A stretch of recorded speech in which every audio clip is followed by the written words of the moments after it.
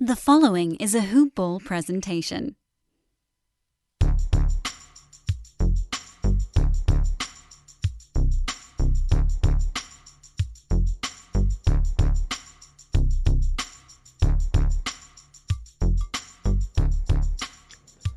Hello, and welcome to the Hoop Ball DFS Today podcast. I am your host, Mike Apatra, joined by Haaris and Mike. We're here to break down this wonderful Thursday, November 18th slate for you guys. We have 6 games on the docket. But more importantly, to my friend, Haaris, how's your week going? I can't complain about the week. Just got over hump day, getting closer to the weekend. And Thursdays are always, that last little sleep before the weekend ones. And as a Raptors fan, I'm always excited about the Utah Jazz game. So that's happening tonight too. Well, I'm glad you're having a good week. I almost want to read a text I got on air from my girlfriend this week about our new puppy. And I was working. She was getting ready to leave for work. His name's Mashed Potatoes, by the way, for those wondering. And it's I'm only going to read it quickly because it's pretty funny. It's something I haven't experienced before. It says, "Potato and I need help. Question: any chance you are still somewhat close to home? He pooped and has something stuck coming out of his butthole. I tried pulling it out with a paper towel and he's freaking out. I can't get it out." So that's how my day was going. I had to rush home from work. I know. I apologize for having to read that on air. But I thought it was too funny. It was one of those things where I was worried, but I was also laughing hysterically when I read it. And that's how my day is going, Harris. So if you can imagine, just picture that right there. And that's what I'm doing. That's what I dealt with today. But nonetheless, we have 6 games to jump into. I apologize, people. I shouldn't have done that, but I thought I had to tell somebody. And what better people to tell than the people that listen to us faithfully every day. Because I know you guys still love us, even though you had to hear my dog's poop story. We got 6 games. Before we jump into anything, quick shout out to Manscaped, guys. Check out manscaped.com, the #1 male grooming product site out there on the market, where you can get all your products delivered right to your doorstep using the promo code HoopBall20. You get 20% off plus free shipping on everything from their shavers, razors, their balms, their creams, their toners, conditioners. They have everything. You hear me talk about it all the time. Get that perfect package kit where you get a little bit of everything, including the Manscaped compression boxer shorts. Get it for yourself, get it for a gift, maybe get 2 at once, and that way you get the 20% off both, save yourself double the money using the promo code HoopBall20. All right, my good friend, we have 6 games on the docket. A lot of this, we're recording this fairly early, just, throwing it out there because we might not have all these game lines, we might not have all the spreads, but we'll start off with Golden State traveling to Cleveland. Cleveland on the second half of a back-to-back. Steph Curry is questionable. Iguodala's out. Klay Thompson's out. Wiseman is also out. No game line, no total for this one. We're going to have to hold off on that one right now. Probably come out, I would imagine, closer to the end of the night. But also that Steph Curry news is going to greatly impact this. So I'll pass it over to you. Why don't you talk about this Warriors team, I guess, what we can consider, what we could look at with everything going on. Yeah, and as you said, the Steph Curry news is pretty much the major catalyst to everything on here. And, you mentioned your dog story. I just wanted to throw out a tweet that I read yesterday regarding Steph Curry that was pretty interesting to me because obviously they went up against the Brooklyn Nets. Big game. Golden State continues to kind of show what they're doing. But, the big talk was about KD versus Steph, the leading runners for MVP and all of that. And what I read over here is that KD is going to get his 8 a quarter every quarter until he dies. But Steph goes on 5-minute runs that makes defenders wonder why they even started playing basketball. And I thought that was just super, super funny all the way through. But going back to the Warriors themselves, if Steph Curry is out, then that brings a number of people into the equation over here. First and foremost being Gary Payton, who, even with Steph being there, has found himself getting just more and more of the trust of Steve Kerr just because of his defensive just doggedness and versatility out there for 3,900. He'll likely be thrown into the starting lineup and get a pretty decent boatload of minutes. So that becomes a pretty solid value pick for you to be able to go. But it also brings in all of those mid 6,000 guys as, just prime spots to be able to absolutely destroy their value.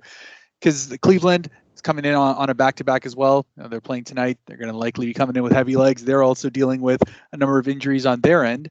So you're going to find Draymond Green at 6,700, Wiggins at 64, Jordan Poole at 6,000. All of those guys just get to be in a great spot to be able to do that. Draymond will likely just become the primary facilitator. I mean, he's already been getting 8 assists a game, but a couple more shots coming his way will easily help him get over that 6,700. And Wiggins will likely be the primary shot option in there.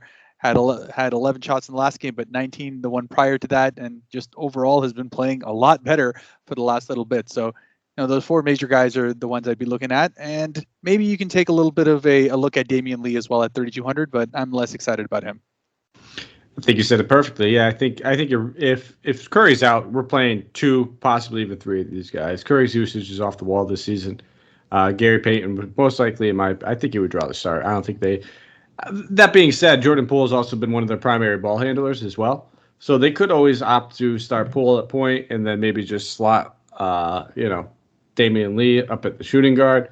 Either way, whoever starts in the starting lineup is 100% in play outside of Looney for me. All 4 of those guys in the starting lineup, I will have shares of. Mixing and matching, but I think 2 of these guys will be a necessity. Cleveland, not a team that we're scared off of defensively, especially knowing they're missing Mobley, most likely missing Allen as well. We have to keep an eye on that. He didn't play Wednesday because of the illness. He practiced on Tuesday, but he's not traveling with the team to Brooklyn. So we have to keep an eye on this, see exactly what's going on. But both those guys are ruled out. You could just lock and load a bunch of these Cleveland guys. Even if Allen plays, I still wouldn't be scared off this matchup. On the Cleveland side of the ball, like I said, Allen, he'd most likely be questionable coming into this. He didn't travel to Brooklyn. They're going back home now, so there's a decent chance he'll end up suiting up for this one. But Mobley's out, Sexton's out. Marketed sounds like he's getting close. He's not playing Wednesday, but looks like he's still going to have to deal with the whole conditioning thing and getting back into game shape. And then I would be surprised if Kevin Love plays on a back-to-back. So if we see Allen, Mobley, Kevin Love are all rolled out, I would look towards Ed Davis for a value play if you need him at 3,600. He drew the start in tonight's matchup. Not a guy that I'm overly excited about, but on a 6-game slate, a guy that might end up playing 25 to 30 minutes at the center position. We know they're not going to play Taco Fall, anything more than 15 minutes or so. So I'd have interest in him, and that I wouldn't mind continue to take stabs at guys like Rubio, 69. The price tag's going up there. And then I don't want to pay 6-1 for Chetty Osman. If he was lower, like on tonight's slate, he was only $4K, $2,100 price increase. It's not something you see very often. But I think, Rubio, Davis, if he starts, maybe a share or 2 of Garland. I prefer Rubio over him. Those are the guys I'm looking at. Yeah, and I think those are the major guys. If anyone is out and interested in getting Chetty Osman that day, just make sure you message me to watch the game, because it seems like every time I'm watching Cleveland is when Chetty Osman goes off.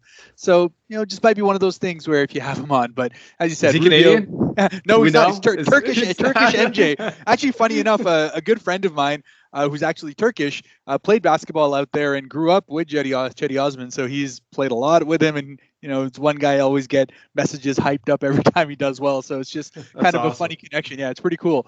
But Ricky Rubio and Darius Garland are pretty much the major guys I'm looking at. And Ed Davis, at 3,600, he's probably going to be okay. The entire problem with him has always been just absolutely zero offensive game. It's all just putbacks from Toronto to every other team he's been on in the league. I think he's at like 6-7 teams now. So just a journeyman veteran, but he's probably going to be pretty okay. He's solid, does his thing.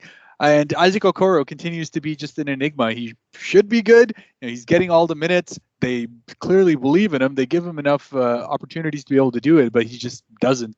But at 4,900, if everyone else is out, it might, given the lower slate out here and the fact that he has that small forward eligibility, maybe a spot that you want to look to. But outside of Rubio and Garland, don't really trust anyone else. All right, we'll move on then. Another 7:30 Eastern time game. Washington Wizards on a back-to-back, traveling to Miami on a back-to-back. So both teams on a back-to-back, so we do not have an injury report for them. We know that Kyle Lowry sat today due to rest. We saw that Bam sat as well. I think there's a better chance. Well, we know Kyle Lowry will probably play because it was a rest game. But I expect Bam to play in this one as well. Washington, they are pretty much good to go outside of the main guys like Rui Hachimura and Thomas Bryant, who have been out. So I'll start us off here at Washington. Bradley Beal at 9,400. I'm never going to tell you not to play Beal, but there's other guys I'd rather play. That simple. There's a lot of guys that we could spend up on. 9,300. Miami plays at a down pace. Tough defense when they're fully healthy.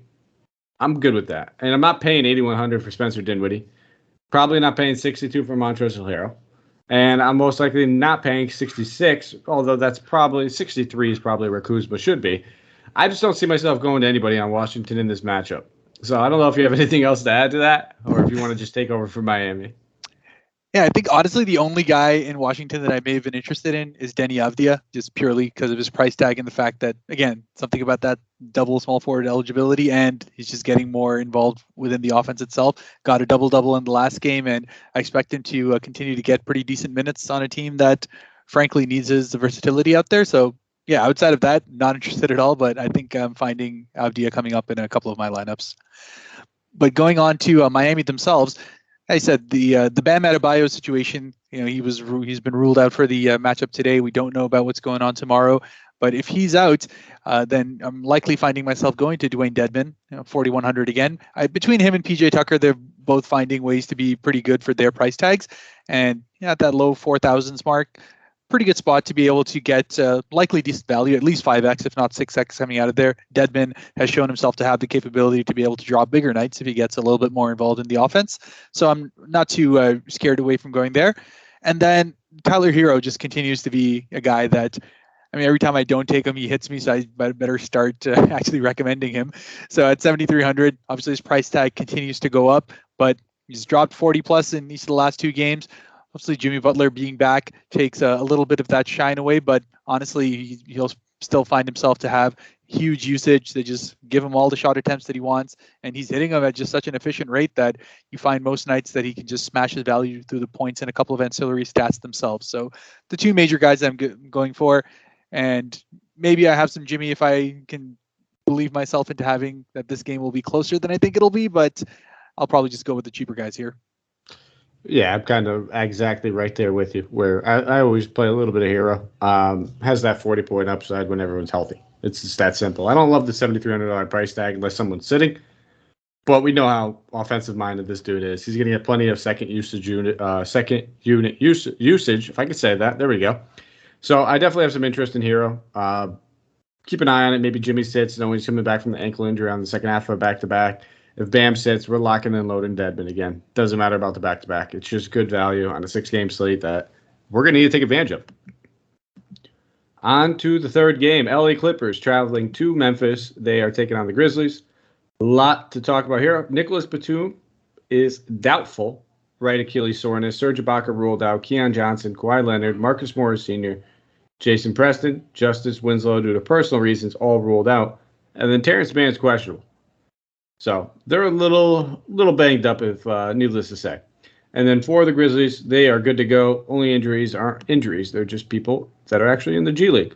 So not anybody that we'd probably really be considering anyway with a fully healthy team, regardless. This game's coming in at a 219.5 game total. Clippers are being favored by 1. Looking at this Clippers team, what they do at the power forward position, it's going to be a challenge. I imagine that they just slide Paul over. I don't know if they'll love doing that. And then ended up going a little bit smaller of a lineup. That's what I'm imagining. Without Batum, that's really going to throw a wrinkle into things. They'll probably end up starting Kennard and then sliding him up, which would put Kennard into play for me at 4,400. I think Paul George at 11K is not a bad spend up whatsoever. When he's playing that power forward position, he'll have increased rebounding opportunities. So I have interest in both those guys. And I really don't even mind looking at a guy like Zubac. Anytime that we see them go against a versatile center, he plays big minutes. Or I'm not saying versatile. I mean like a big center. When he plays 30 minutes at 5,100, we consider him. But do I end up with tons of shares of him? Probably not, knowing that we already talked about Dedmon as a value play. Ed Davis might be a value play. We'll get to some other centers on the slate that we like.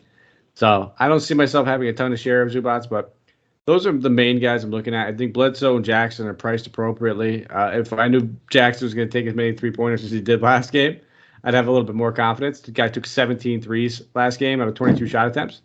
Very abnormal for him, but I'm not going to count on that happening again. So for me, it's really going to be Paul George, Luke Kennard. Always down for a dart throw at Hartenstein, too, if you're feeling like it. Yeah, I think you've hit the major ones. I did actually end up watching this game from front to end, and I was actually quite impressed with Brandon Boston. I'm not necessarily saying that they're going to go ahead and throw him into another 20 minutes and he's going to shoot well again, but at bottom barrel price tag, he dropped 22 on the last game.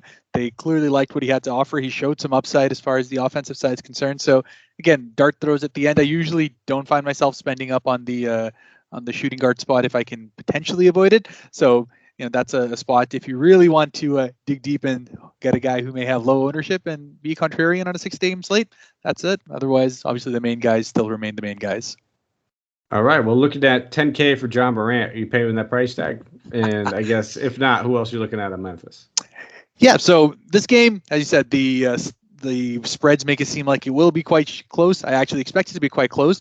But John Morant probably isn't where I end up going here. It's Jaren Jackson that I'm really finding myself getting into as far as this lineup's concerned. Had a great game on the last one. Obviously, the Houston one doesn't matter all that much, but it was more just how much more confident he's looking overall. And that price tag continues to be completely alluring to me. And you're seeing that since the Dillon Brooks return, they're really just getting back to that 1-2-3 punch of who's going to be taking all the shots. Players like DeAnthony Melton, these guys have kind of been put aside. So Jaren Jackson becomes a main guy I'm looking at. And then I still believe in Desmond Bane, the one guy who's probably stayed away from all the movement as far as the roster is concerned. He's still getting his minutes. He's still getting his decent amount of shot attempts. And his price tag is a little bit depressed from where I otherwise believe it will be. So 4,400, it's a good spot to be able to get at.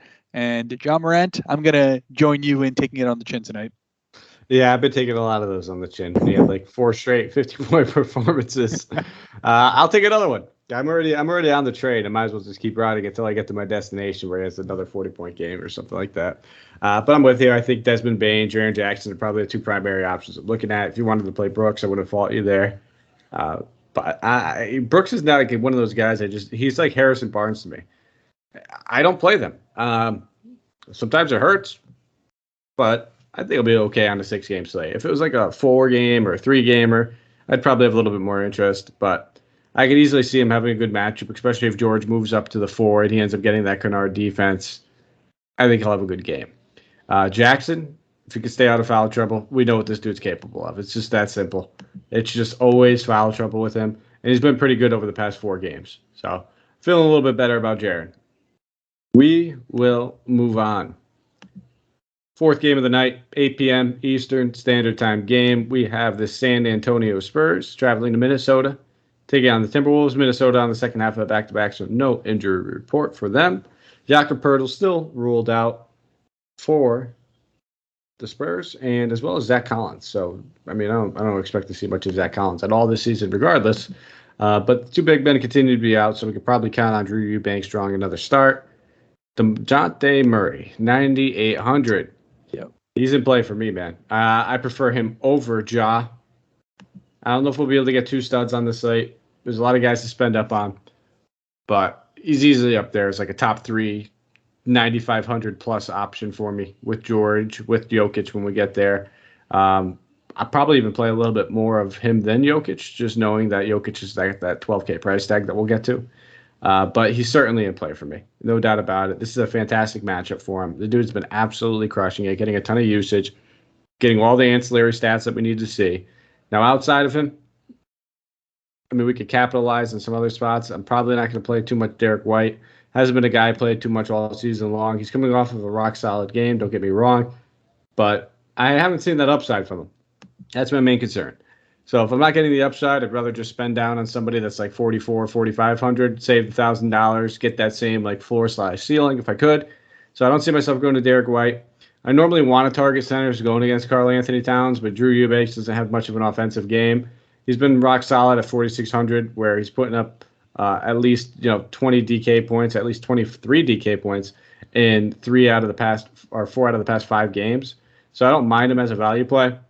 But we've already talked about so many centers. Maybe if you're playing dead men, all of a sudden you find out he's not playing, you want to do a quick swap. It's only $500 more, so you can swap him in for that reason. And the only other guy I would consider would be Devin Vassell, who played limited minutes in that last one against the Clippers, but prior to that has been absolutely just scorching hot. So 4,500, I wouldn't trust him in cash, but I think in tournaments you could look at him.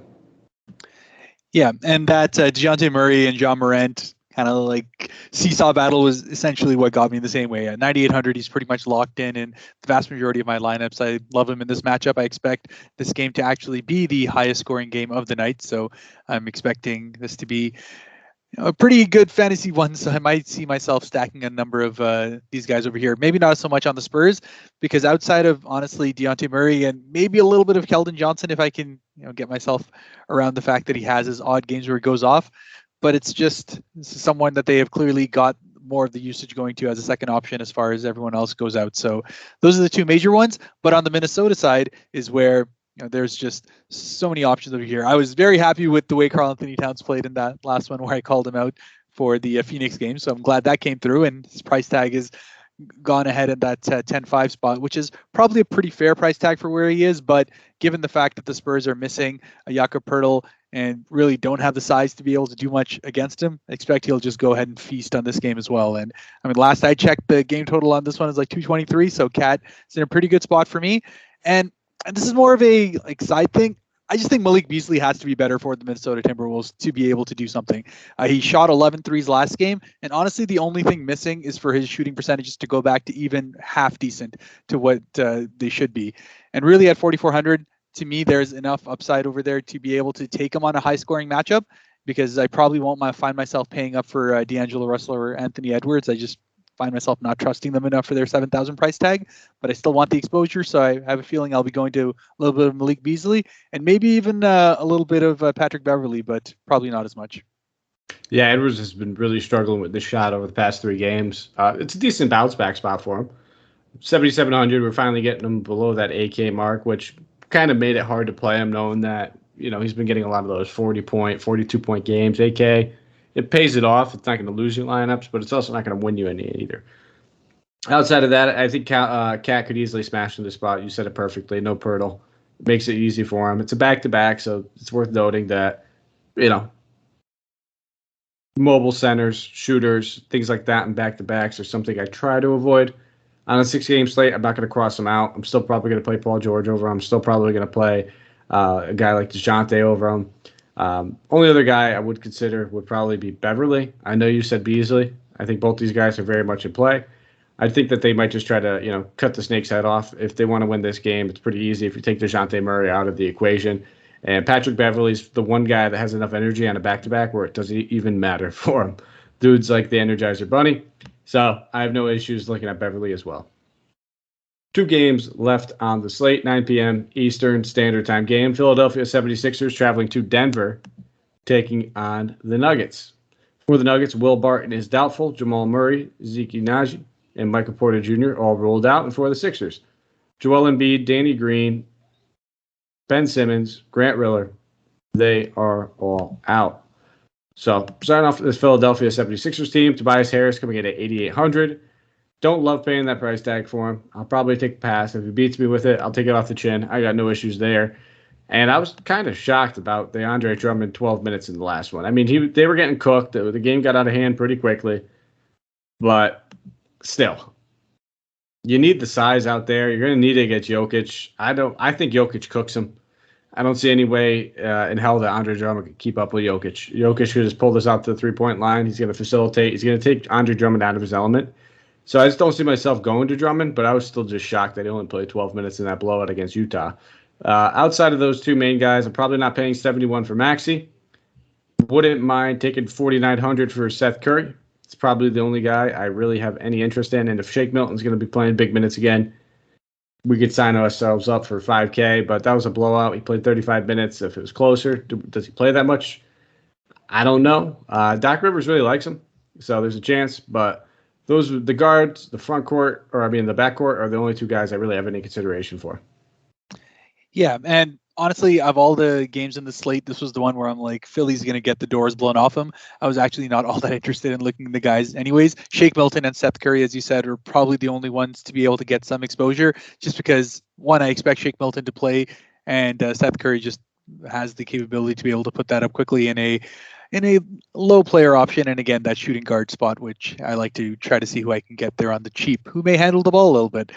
But on the Denver side, again, basically that same situation of me thinking that this is going to be a blowout has me avoiding Jokic at 12,000 altogether. I feel like, Like everything about this just screams trap. He's going to play like 20 minutes this game, probably rack a 40, 45 up in there quickly and then just go and sit.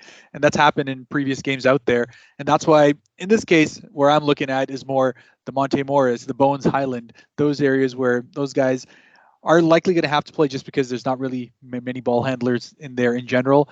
I mean, PJ Dozier is really the only one, and frankly, he hasn't been good enough to stay on the floor.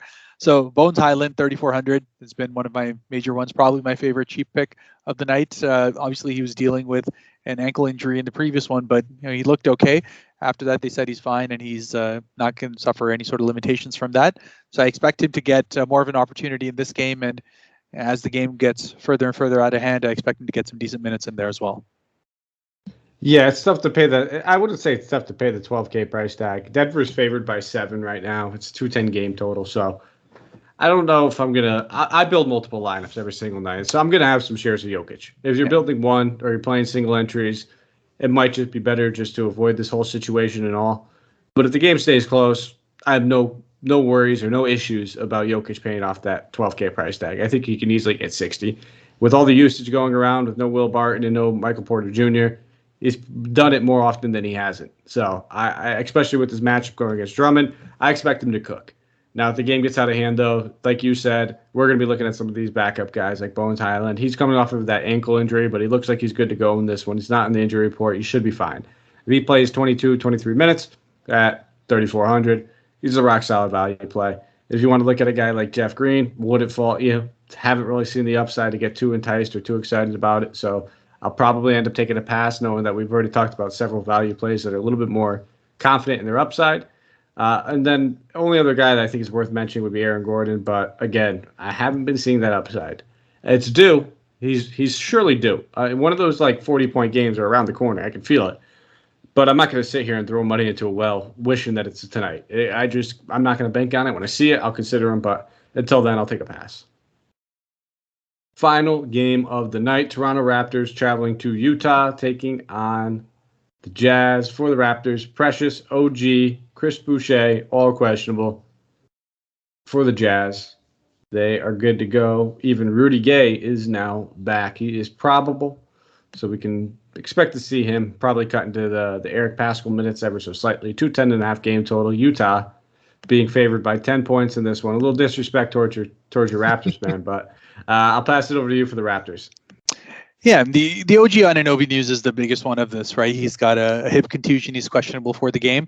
If he doesn't find himself playing, which honestly in most of these OG situations he usually does, but if not, Scotty Barnes becomes an absolutely rock-solid pick. 6,700 has all the upside to be able to drop 40 on these nights because you find that with those guys out, his boards total goes up, and I mean he's been getting his double-digit shot attempts. More importantly, he's finding himself getting to the free throw line more. So he's going to be able to get into that range of a potential 18 and 10, 18 and 12 kind of game, and that'll easily be able to pay that off. And then beyond that, it comes back to the Pascal Siakam situation. At 7,900, he's a great price for where he is, but they often play him at center here when everyone else is out, which isn't a great situation because he's going to be up against Rudy Gobert, and Rudy Gobert has done pretty well against Pascal Siakam in games in the past. So that's probably where that game total situation is coming from, because they're probably expecting that Pascal is going to struggle and Fred VanVleet's going to have to pick it up. But yeah, all these are pretty fair price tags. I think the only one with the real upside to me is Scotty Barnes at 6,700. And I still think Gary Trent at 5,900 is probably about 500 less than he'll probably be priced at for most of the season. And he's been pretty much paying that off every time. So probably more of a cash play than a pure upside GPP play, but I like him at 5,900 as well. Yeah, I want to see what happens with it. If OG sits, I don't think they'll start Siakam at center. I think they'll slide Kem Burch in there and play Siakam at power forward, slide Barnes down to the 3. If OG sits and they decide to keep Siakam at the center, I think we see Svi draw the start at small forward. I want to keep an eye on the situation because those are two good value plays that we could consider. Kem Burch at 3K, Svi at 31. Those are the guys I have the most interest in. I don't really want to pay a full allotment or full price tag on a lot of these guys. Like in this slow game, tough defensive matchup, big spread, low game total. A lot of those makings just don't have me that interested. Unfortunately, it's the last game of the night. Well, one of them. And we might not have this news when we're making our lineup. So, keep yourself open. I always say play the guys in the later games towards the bottom of your lineups at the guard, forward, and utility spot. Leave yourself open to a late swap. Hopefully, we get the news earlier rather than later. That would be fantastic too. But if OG and Precious both sit, I think Ken Birch comes into play at 3K. Wouldn't expect a whole lot from him, but they're going to need people to body Gobert up. It's just that simple. I don't think they'll try to throw Siakam at him. Maybe I'm wrong, but just my initial thought as of right now, the night before. On the other side of the ball, Gobert at 8K. This game stays close. This is an absolute smash spot. You said it yourself. He plays well against the Raptors. I feel like every time they go against each other, anytime he's going against an undersized front court, we could just chalk him up for 15 boards. Does he get the 15 or 16 points with it in the 3 or 4 blocks? That's all remains to be seen. I imagine, though, at 8K, he ends up being a rock-solid value play. And then Mitchell at 8,900. Don't mind Mitchell. Probably take a pass on him, though. Just going to do my best to get up to Dejounte and some of these other guys. And if I end up going 2 stud, I'm not going to be able to afford him. If I go 1 stud, I might be able to afford him. But if I go 1 stud, I'll probably end up doing my best just to get up to like Dejounte at the end of the day at the same time. Try to at least do my very best. I think we have enough value. We talked about some good value plays already. And outside of those 2 main guys, not a ton of interest for me. I mean, we could see some of these bench guys like Clarkson at 5,200. I'd consider him. I think I like him a little bit more than Conley in this matchup. But probably the only 3 guys I really have any consideration for. Yeah, agreed. And maybe a little bit of Bojan Bogdanovic, but honestly, at his price tag, I'll probably end up going for Bledsoe instead anyways. So really, it's Rudy for me as the major one, and maybe a little bit of Royce O'Neal just because, again, he seems to find his ways to be able to get that high board situation, and all he needs is a couple of his shots to go down, and he'll find a way to pay off as well, just in cash rather than GPP. But yeah, that's really it. Rudy Gobert is my main dude. All right, brings us to the end of the slate, the player tier segment. I will pass it on to you, my friend, your expensive guy, which I think we both know who you're going with.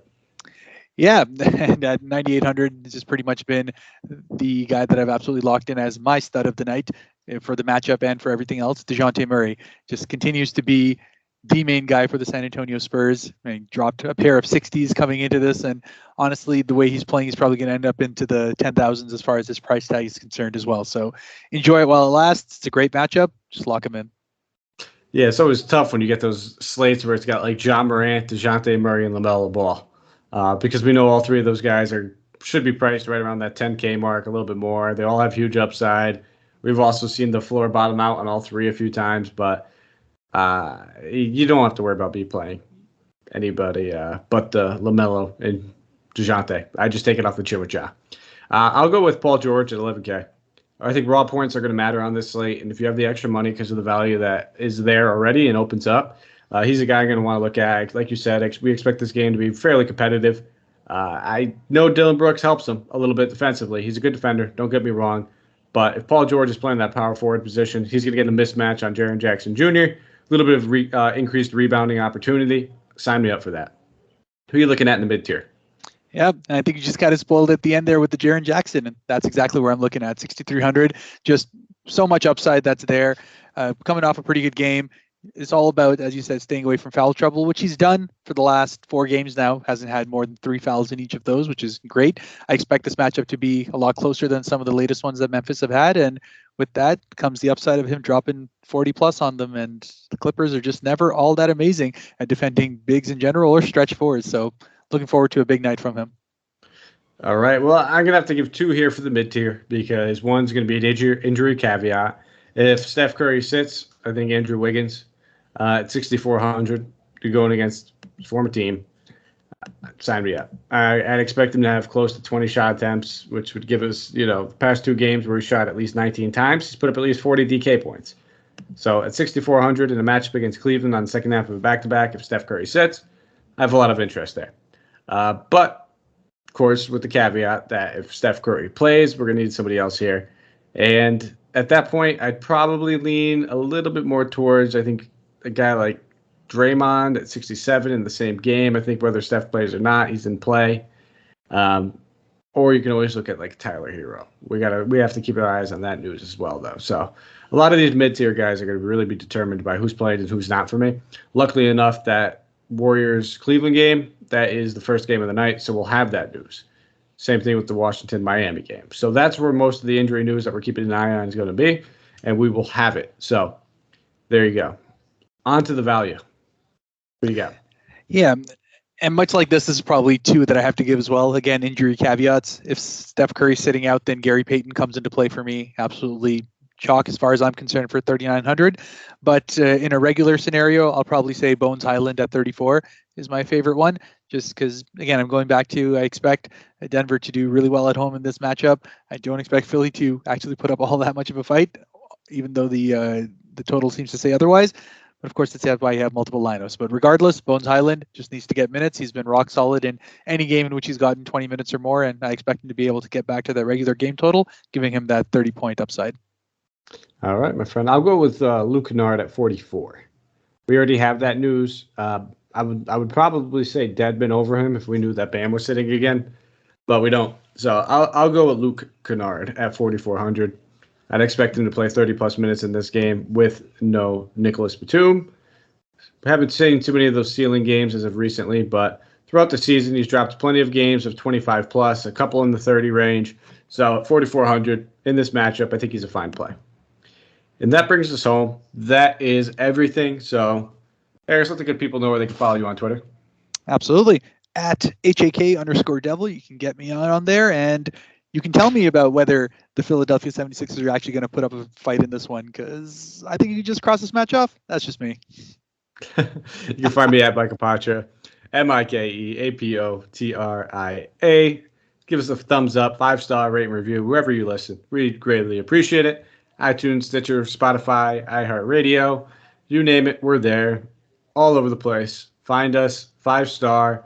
Give us a nice rating. Say something nice. If you're going to say something mean, at least put the 5-star. And we need it. We're trying to hit that 150 mark. So come on, if you're listening, take 2 minutes out of your day. Go over there, throw it in there. I appreciate you. And then you can, tweet at me, say you did it, and I'll say something nice about you. I'll try to rhyme with your name. I'll come up with a pun. I'll do something. I'll find something that I can do. Short poem, you name it. I'll do my best with all the requests. But that's it. Thank you guys for listening. We will be back. It will be Santino on tomorrow night with Dave Menkoff. They'll be crushing that wonderful Friday slate for you guys. Let's go out there. Let's win some money. Let's take down some tournaments.